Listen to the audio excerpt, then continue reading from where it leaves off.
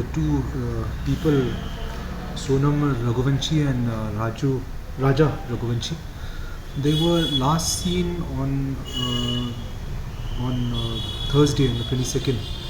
They had gone to Molakyat, and they had hired a scooty from here, Yamaha Cygnus scooty from Speeding Road, and they had gone to Molakyat.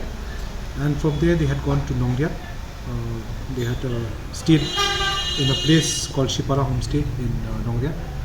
And thereafter, the next day at 5:30 in the morning, they had left that place and come back to Molakyat. So the scooty was not there anymore in Molakyat, but the scooty on the 23rd was reported by the community stakeholders of Sauraran that there was one abandoned scooty out there near